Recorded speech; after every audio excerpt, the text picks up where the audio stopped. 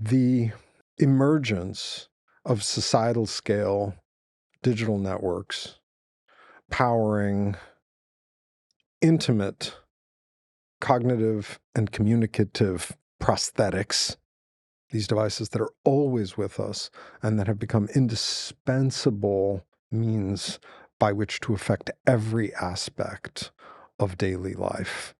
In our work, in our relations to others, in our play, they all have become indispensable. The emergence of that technological structure has made possible a form of extractive exploitation hitherto unavailable to anyone.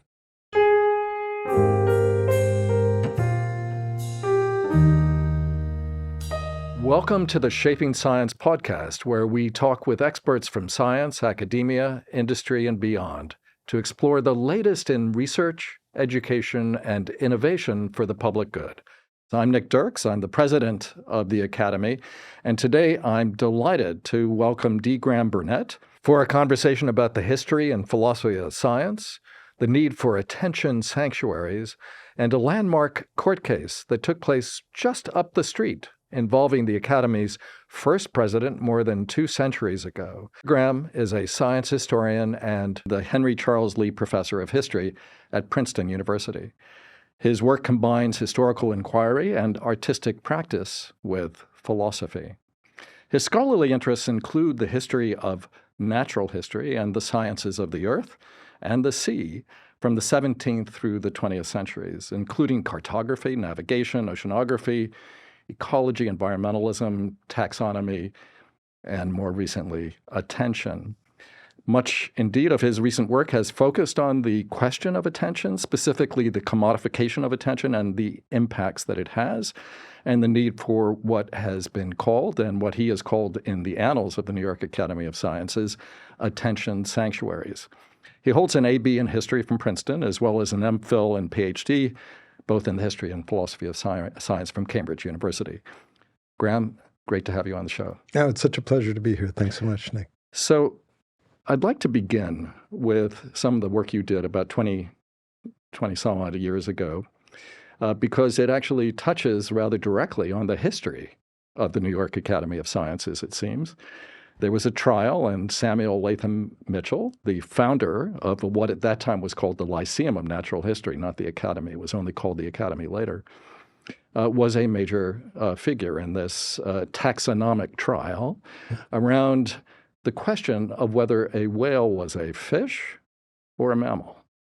Since you wrote a book about this called Trying Leviathan, could you just say a little bit about that trial and about the role that Mitchell played in New York scientific society, sort of, generally speaking, in those years when the Academy was formed, and anything that you could say about the formation of the Academy itself?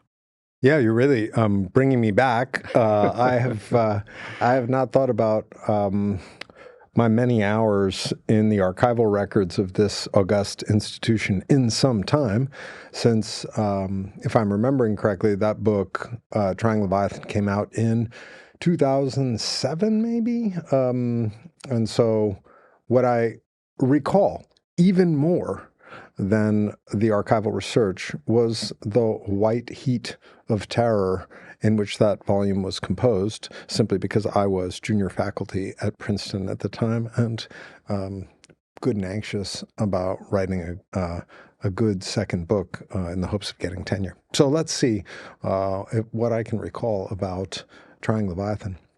It's true. In 1818, New York City and really the young republic of the United States was enthralled by what you might describe as a kind of, it was like almost like the OJ trial of the 19th century. It was galvanizing to people. It was kind of a media sensation, and it was the trial Maurice v. Judd. And Maurice v. Judd was a case in which a jury here, about 6 blocks from where we're currently sitting, was charged to determine whether a whale was a fish for the purpose of New York law. So there was a regulation requiring that fish oil be inspected, gauged and inspected, and a savvy seller of cetacean oil took a good look at the appointed gauger and inspector and said, no, I'm not going to pay you the tax, in a sense, that was imposed for the gauging and inspecting, because those barrels over there are not fish oil. They don't fall under the ordinance. Haven't you heard? Latest comparative anatomy coming out of Paris would have it that the kings of the fishes, in a biblical sense, are in fact not fish at all, but a new category of creature. They're mammals. And so the inspector said, sure, left, and they slapped the cuffs on the guy, and next thing you knew, the nation was joining this, in a sense, hysterical, funny, strange question, since to most people it had never been a question whether a whale was a fish. A whale was the biggest, baddest, bestest fish So of all. was the idea of, was the taxonomic classification of mammal at that point still quite new? I mean, how did the whale fit into that in, I don't mean to ask a huge question, take you back even more into your pre-tenure days, but was the question of the mammal something that was coming up in other contexts at the time? This is all pre-Darwin, and so it's not part of the kind of panic that we follow in the academy because of the role that Charles Darwin and the controversy around evolution has played here. But this is well before that. It's well before that, but there are already a variety of theories of transformism, Lamarckian, et cetera, which suggest that species may not be fixed and that the taxonomic distinctions to be made may not reflect the architecture of a divine creator in a kind of fixed way. And so already those ideas are swimming around out there, and those ideas are associated, it should be said, with forms of radicalism of different sorts, specifically French radicalism. And of course, we're still in the aftershocks of the French Revolution. And so those atheistical ideas associated with radicalism played in a different way here on these shores. And maybe the big picture question for your listeners who may or may not be interested in the minutiae of early 19th century systematics would be something like this. The case becomes a really interesting test case for the status of expert knowledge in a democracy. So we want to remind ourselves that the idea of a democratic republic is still pretty darn new in the first decades of the 19th century. And the question of exactly what it means for the people to be endowed with decision-making power at the level of civic association and essential decision-making about questions of governance, those were live and new questions, relatively little track record laid down, and lots of Europeans still saying, unclear how this is ever going to work. This is a bad idea. No one's ever thought it was a good idea to enfranchise sort of everybody, recognizing that it was not everybody at that time, but still much more everybody than a traditional elitist, royalist vision of governance would allow. So here you have a situation where there is a decision to be made about a matter of law, and you have to pull in some witnesses. And Samuel Latham Mitchell, the founder of the Academy, was brought in as the expert witness to testify on the basis of his deep expertise in European learning, to the effect that nobody anymore, meaning nobody of learning, would ever say that a whale was a fish.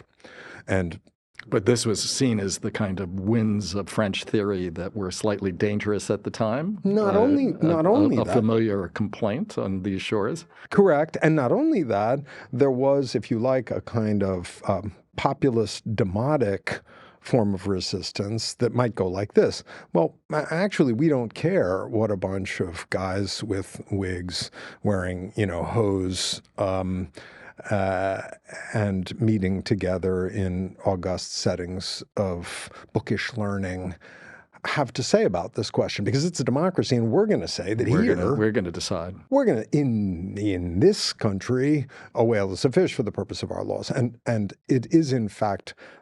It's a little tricky at the end. I want to give away the story because it's I'm sure available for a low price at this point. But if people want to hear, we'll find the remainder copies and get them exactly available for our listening public. Yeah, and maybe to pull ourselves out of this and point to some features of our current moment, for better or for worse. The tail end of that story is a story of a certain kind of rejection of expert systems on the grounds of democratic lay expertise or knowledge. And the story does get juicy because against this august science leader person who gives testimony, Mitchell, the opposition calls a fair number of whalemen. And so you have an industry in which the United States is understood to excel globally, and you have a set of, again, lay experts, because Dr. Mitchell, bless him, had actually not spent very much time with cetaceans. They're pretty hard to get at, whereas Sag Harbor and some of the other regions close to New York City were important hubs for the whaling industry at that time. So it wasn't difficult to find men who'd stood knee deep in hundreds, even thousands of whales all over the global oceans. And those guys had all their own ideas about what whales were and how they related to other organisms. So long story short, the question of scientific expertise and how it operates in a democracy, these are old questions, and they remain very, very current. Yeah, as old as they are, they feel very current. But to the point of the history of the Academy, one interesting point that is relevant in a way, although it may be in a counterintuitive way, is that the New York Academy of Sciences is very different than other academies of science, both in Europe and the UK and in the United States, in that we do not have elected fellows. This was set up as an academy that would be available to anyone, regardless of their education, regardless of their certification, and certainly regardless of their peer ratification for membership in this elect body. So it was meant to be an academy that was open to the people. Now, obviously, one is not talking about all the people all the time in the early 19th century, leave alone today, but it was meant to be a democratic institution of science. And yet it was set up so that people like Samuel Mitchell could speak to interested pillars of the community in New York about the latest discoveries and explorations and, issues, and at that point, what was actually natural history. Yeah. I mean, for people who are interested, I'll say that the book, Trying Leviathan, is really ultimately a book about changing ideas of natural order between Linnaeus and Darwin. So it's about shifting understandings of the structure of the natural world across a really crucial century. And the case serves as a kind of a centering piece for that. But the local history matters. As you point out, there was a kind of democratic impetus in the forerunner institutions of the Academy, and it remains reflected, that impetus, in the current structure of the Academy. One of the points that I explore in the book is that the actual building where the forerunner institution of the Academy was housed, the old almshouse, was just adjacent both to the court and to the new city hall built down here in the little triangle of the park downtown in Manhattan. That institution, the old almshouse, contained an early natural history museum, forerunner of the collections of the American Museum of Natural History up on the park now. And it was then called Scudder's Museum. And this is relevant to the question of what whales are, because I was quite interested in working on the book to try to figure out just where exactly an ordinary New Yorker, like somebody on the jury, could have seen a whale or parts of whales. And indeed, at Scudder's Museum, they had a big, gigantic jaw of a baleen whale, which had been carted in from the Hamptons, basically. And it was there as a wonder for people to encounter. It was, like other whale bits, not sorted in the taxonomic category of fish or anything else for that reason, because it was actually a wonder, and it was primarily used as a bandstand on their song and dance nights at the Natural History Museum, where they would set up a group of minstrels to play music in the jaw of the giant whale. So that was how you could entertain yourself back in 1818. So there you are. So you would go to the museum and you would see this cetacean jaw, but you would frequently dance underneath it or next to it. Correct. So let me shift from this a little bit to the question of you as a historian of science. As I recall, you began an interest in questions of empire, going back to the railways in British India, going back to your undergraduate days. But at some point, you decided to focus on the history and philosophy of science. Mm-hmm. And the set of questions that the history of science raises, obviously, are endless and infinitely fascinating for people listening to this broadcast. But on the other hand, what I wanted to ask you about was your interest in taxonomy, your interest in scientific knowledge and the changes in the way in which ideas of classification really did portend a range of other kinds of very fundamental shifts in the way in which the natural world is perceived. And of course, the Academy is now 200 and some odd years old. It started in that interstitial moment between Linnaeus and Darwin. We had a major conference here on the 50th anniversary of the publication of the Evolution of Species, of the Origin of Species. And it turns out that it got such notice that it actually began to create some of the conditions for the backlash you have just described in some respects around the earlier trial that, of course, led to the Scopes trial, which took place in 1925, 100 years ago this year.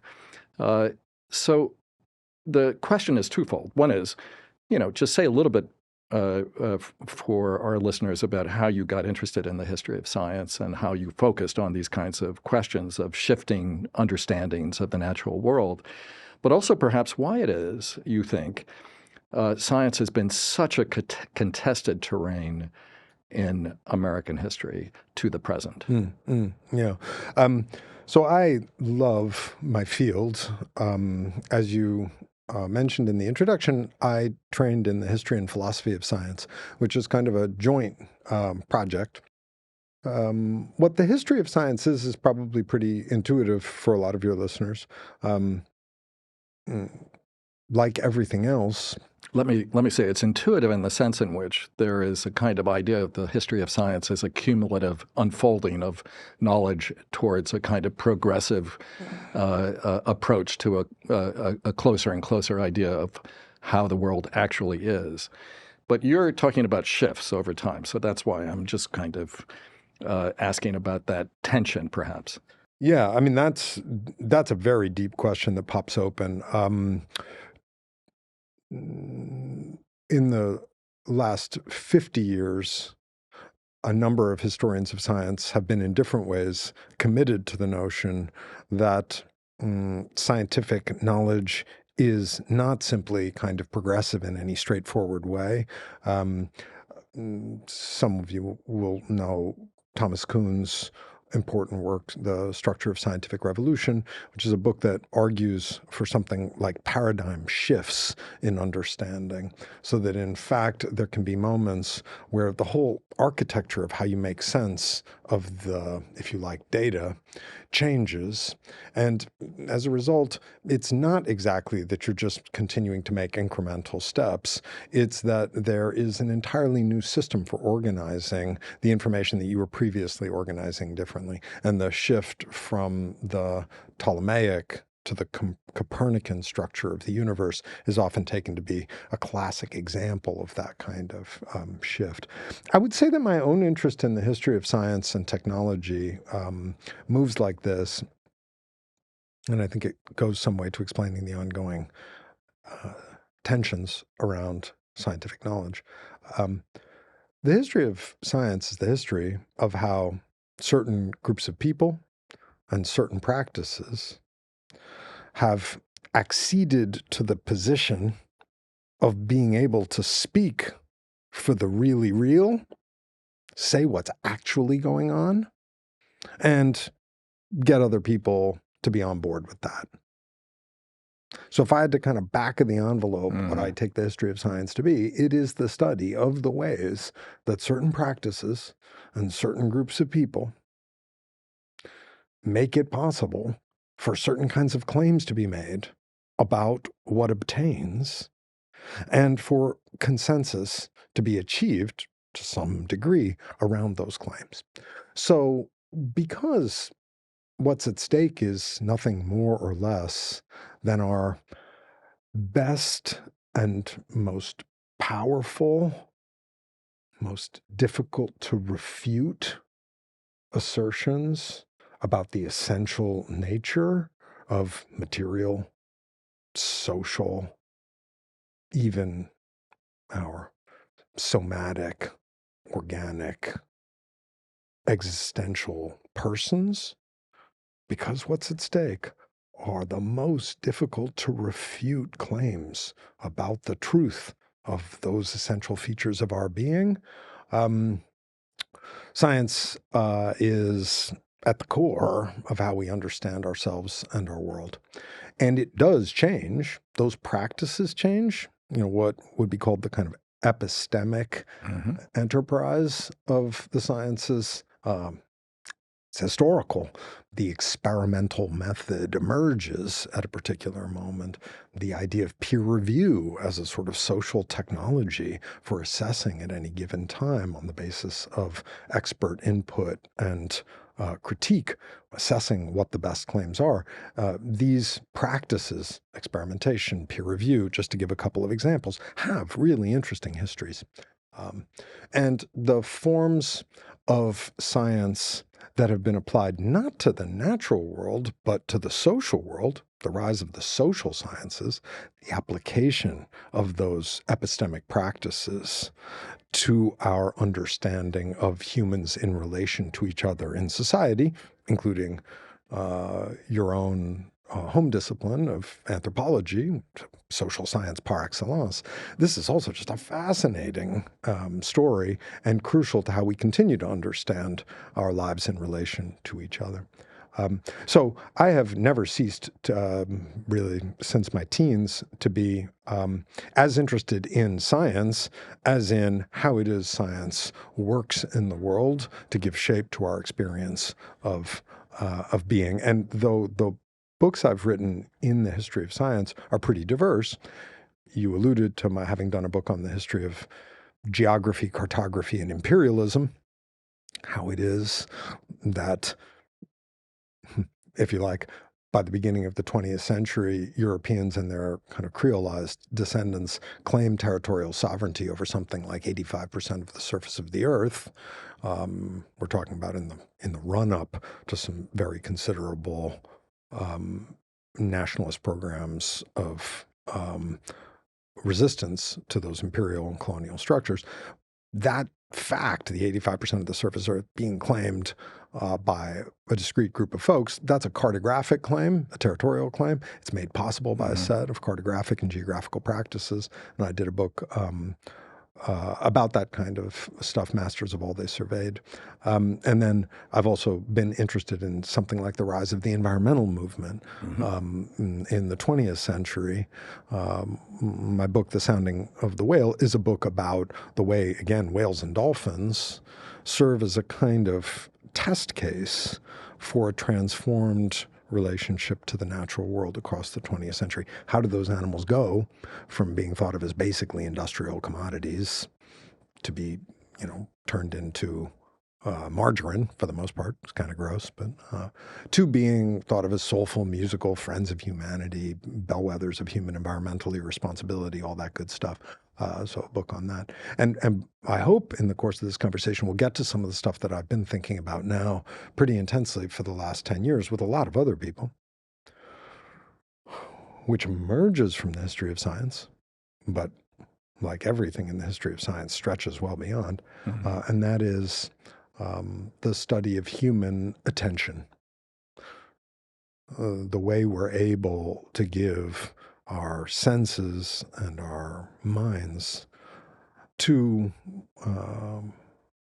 what we think we want to be with, and how we can make ourselves open and receptive to certain kind of perceptual input or conceptual input. Attention, which has become such a powerful feature of our contemporary technically oriented economy, the attention economy. Attention has been studied in laboratories by scientists for, over 130 years. And that's really the work that I've been doing lately, and it's work that connects to these shifts in the patterns of our collective life that you and I have both witnessed over the last 20 years. So let's tend to attention and some of the work you've been doing even more recently than some of your earlier work, including the paper you wrote in Annals. But we, I think, are at a time when it's generally considered to be a time of a crisis of attention. And of course, the crisis of attention is associated with, indeed, seen as caused by the capture of attention by new technology and indeed by algorithms and platforms that are very good at manipulating attention and commanding attention, and yet doing so in a way that seems to run counter, that we think, I think, as academics, almost necessarily runs counter to the kind of attention one might wish to cultivate in young people, students, for whom reading a book or thinking about a problem or doing engaged research is fundamental to the things that we do and profess and practice in universities. And yet, of course, we are, all of us, I think, worried about what it means to spend or to have, so many of our young people spending so much time scrolling on their handheld devices and being effectively commandeered in relation to whatever attention they're able to give by a set of increasingly micro, a set of practices that looks as if it's not just entirely commodified, but deeply at odds with the kinds of attention that education is all about. As an educator, as a professor, and as a scholar and a researcher in attention, could you say something about this crisis and how you've been approaching it, but from the point of view of your research in the first place, but also, if it is relevant, how you've observed it and interacted with it simply in the classroom context where you've been over the last 20 years? Yeah, it's interesting. As you were setting that up, I had a thought that I don't think I've quite had explicitly before, and I'll lay it out, not exactly by way of critique of your framing, but as a reminder to both of us. It's quite possible that the way we increasingly talk about worrying about the young peoples in this regard is one of those kind of ideological mystifications of which we should be wary. Mm-hmm. Just in the sense that our students are never as good as we were as students. Fair, yes. And I guess the deeper issue is just that, as I think as the kids out there would probably be quick to say, it's their parents who have the real problems, if you like, right? They understand how to turn off notifications on their phones. It's their a grandpa and their mom that can kind of get a little sucked into their devices at every moment. So that's a sort of silly and anecdotal way of putting it, but I do think that we need to be very careful not to suggest somehow that this is merely a problem with young people. Without wanting to sound wild-eyed and extravagant, let's just, I think, call it out, right? New technologies make possible new forms of exploitation. Mm-hmm. The emergence of societal scale digital networks powering intimate cognitive and communicative prosthetics, these devices that are always with us and that have become indispensable means by which to affect every aspect of daily life, in our work, in our relations to others, in our play. They all have become indispensable. The emergence of that technological structure has made possible a form of extractive exploitation hitherto unavailable to anyone. And it's one doesn't need to kind of be a sort of flat-footed or even a nimble Marxist to notice that human beings are really, really good at turning each other into money. When they're left to their own devices, they will deploy increasingly creative and sophisticated means to turn each other into money, that there's a relatively narrow set of ideological commitments that set the bounds on what people are willing to do, and some legal constraints as well. And that in this space, we've had neither the ethical/ideological constraints to protect us, nor have we had the legal constraints to protect us. And as a result, what has emerged is what my colleagues and I have taken to calling human fracking. Mm-hmm. Meaning a totally destructive industry, which is financially powered by an all-out commitment to extracting the monetizable value of the human capacity to care about things, really without the least concern for or interest in human flourishing. Right? The companies that do this work don't have an interest in your well-being, either as an individual or in the kind of well-being of communities at scale. What they have an interest in is maximizing return on their investments.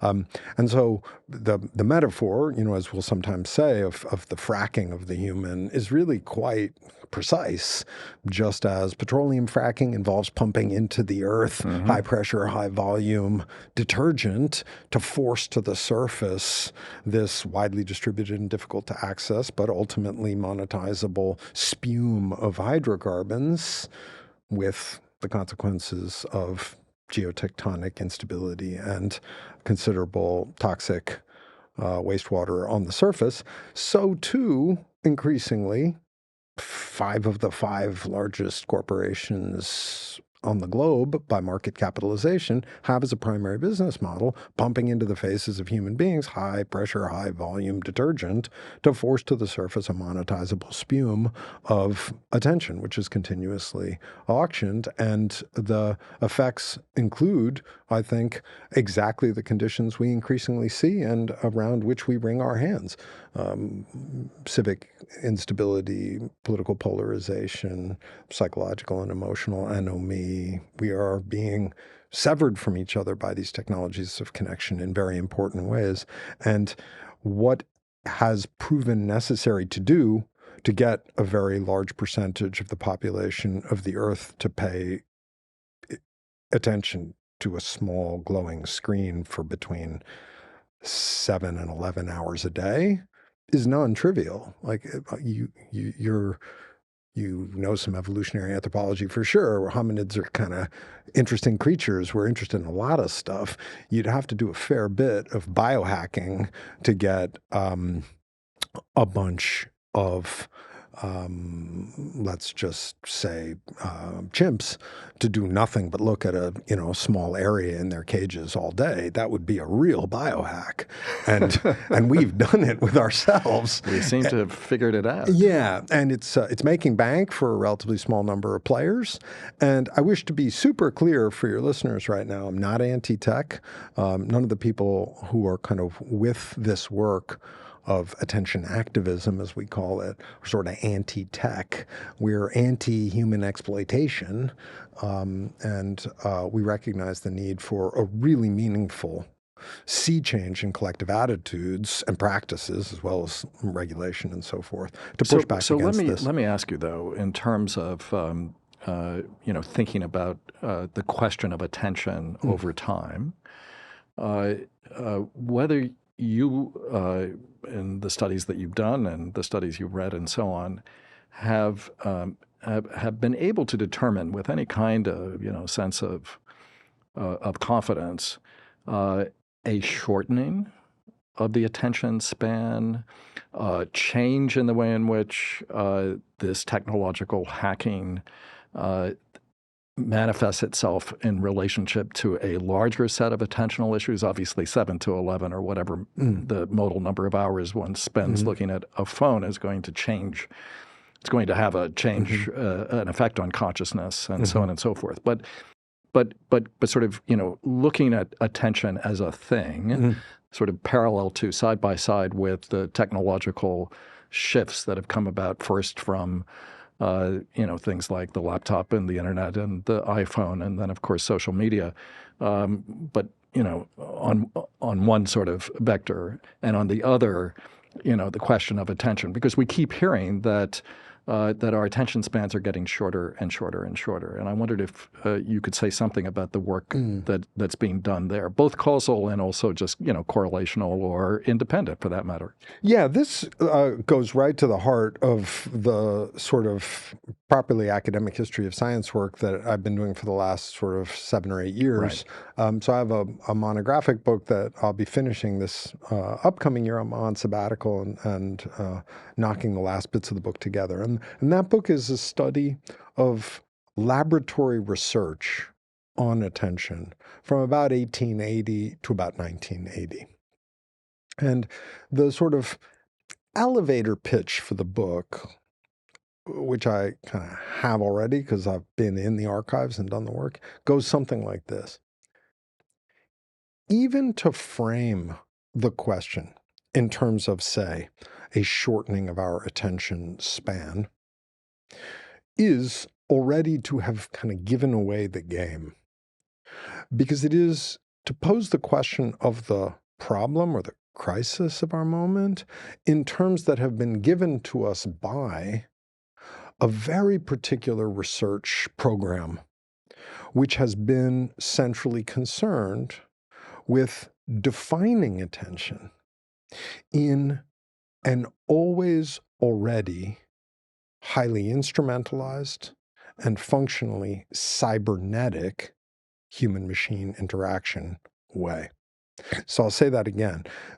When we worry about our attention span, which is not unreasonable to do, we are worrying about a kind of thing, our ability to stay with a stimulus in a durational way, to track in response to certain kinds of information streams. And that way of thinking about attention is already incredibly impoverished, you might say. But, it's not new either. I mean, go back to the introduction of television in the 1940s and 50s. There was a lot of moral panic about what TV was going to do to attention. I suspect the same was true with radio and probably other technological and movies and so on and so forth. Has there been a change in the way in which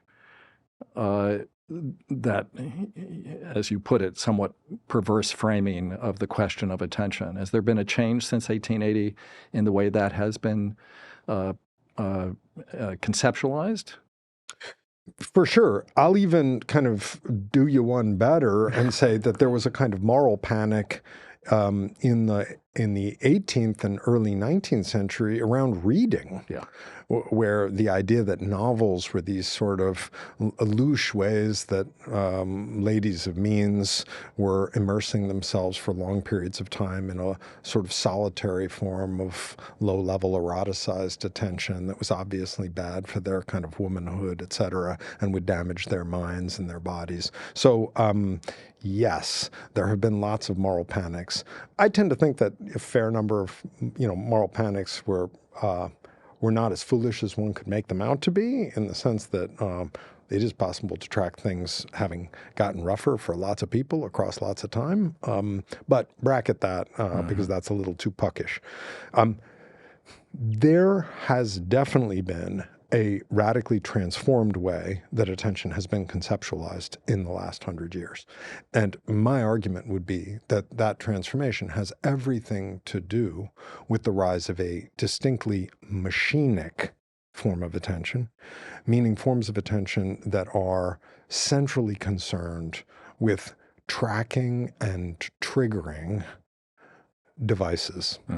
And the upshot of my research work is to show up, reveal, make manifest that the driver of focus on that kind of attention was the funding structures that supported research on attention in the 20th century. And the funding structures that supported research in the 20th century were basically centrally concerned with tracking and triggering and cybernetic structures. And I'm talking here about the military-industrial complex. The vast majority of the money spent to study human attention was being spent to assist people in shooting down airplanes or monitoring radar screens. And you mean literally worrying about the attention that military personnel would have for staying focused on the task at hand? Correct. And in a very particular way, it's not that militaries haven't always been concerned with people being attentive. After all, it was in the 19th century that the term "come to attention" was deployed as the language of drawing yourself up for review. So attention is like a very old term, predates the machinic environment of 20th century military combat. However, in the 19th century, when you wanted your watch to stay vigilant across the night, you wanted your watch to stay vigilant to the kind of thing that was the direct threat. He was looking out for bad guys coming up the valley. The interesting thing that occurs in the 20th century with the rise of the kind of complex technologically mediated monitoring systems and weapons programs that characterize 20th century warfare is that people are being asked no longer to pay attention to whether there's a guy with an axe coming up behind you, which people have worried about since forever, but rather to stare at a little glowing screen and not miss the blink of a greenish dot on the cathode ray tube, because that's going to indicate a German U-boat. But the German U-boat itself is not present, and there is no direct threat to the person monitoring the screen from the German U-boat. So that's a really interesting kind of semiotic problem. It's how do we get people to pay attention to signals in low-risk, low-threat environments. And it's a new kind of deracination, a kind of separation of the sensorium from the somatic, phenomenological immediacy of that guy's going to cleave my head in two. And instead, it's I've got a closing speck on this monitor dial at this rate, and I need to translate that to this other guy who's part of the gun targeting system so we can set the elevation of the barrel on our anti-aircraft systems. Those kinds of integrated tracking and triggering systems, it is almost impossible to imagine the sums of money that were spent on those kinds of problems across the middle decades of the 20th century. So our time is coming to a close soon, and I want to just shift very, very quickly to a recent piece you wrote about artificial intelligence and using it to teach for the first time against the worries of students at Princeton that this was not allowed and they might get into trouble. But in the essay that you wrote in the New Yorker, you give some extraordinarily, kind of eloquent characterizations of how a new kind of technology, albeit one that can still be on the handheld device, is perhaps drawing different kinds of lessons for how we think about attention, and ultimately how we think even about what it is to be human, which of course is the prudent question, I think, in some ways that you've asked from the beginning of your work in the history of science. And we don't have a lot of time, and I realize I'm doing one of these, you have 20 seconds to respond to whether or not there's going to be a further escalation of the war in Iran or whatever. Just something about how AI is posing both challenges and opportunities in your teaching, and then we'll have to call things to a close. Yeah, so there's a direct connection. The class that I was writing about in that piece was a class on attention, and I wanted the students to have conversations with some of the AI chatbots about the history of attention. And the reason that was important is that those super intelligent systems that can defeat all humans at go are the same super intelligent systems that are being deployed currently to turn us into money in that human fracking ecosystem. So I really wanted students to think about what it was to have conversations with the systems that were increasingly responsible for the way that their attention was being fracked, commodified so powerfully. So I think that that's the real question for us at this moment, whether these systems, which are better than humans at solving just about all the problems humans have ever been interested in solving, are going to prove better than humans at solving one of the problems that we're most interested in, how to turn other human beings into money. And I would say that the answer is they probably are going to be better at solving that problem than we've been. And I would say that they are already proving better at solving that problem than we've been. And the manifestation of their success is indeed the pervasive structures of human fracking that characterize the attention economy. So last thing I'll say is just that, me and a group of people who work on these questions, nonprofit basis, think of this issue of attention activism as core. We've created a school out in Brooklyn that does this work, and we have a big book coming out next year, January, called Attensity, which is a manifesto of the attention liberation movements. We want it to be like Silent Spring for a kind of authentic revolution in how people think about taking back and protecting the kind of environments, ecosystems of their attention. And it was a piece on that kind of work that you all published in the Annals. I'll call that out for people to check out, a piece on attention sanctuaries, the work of creating protected spaces in almost direct parallel to the kinds of sanctuaries that were created in the early phases of the environmental movement. So I hope you have me back when that book comes out, and I'll get to talk about it more. We will definitely have you back, Graham. In fact, I feel like we barely scratched the surface of the things we could talk about today. And the one thing I can say with some certainty is that 45 minutes after a podcast, I don't think anybody has wavered in their attention whatsoever. Thank you so much for joining us for Shaping Science. It's been great to have you with us, and we hope that we'll have another conversation again before very long here on Shaping Science. Thanks so much. Take care. To learn more about the New York Academy of Sciences, including information on upcoming events, visit us online at nyas.org and follow us at NIAS Sciences.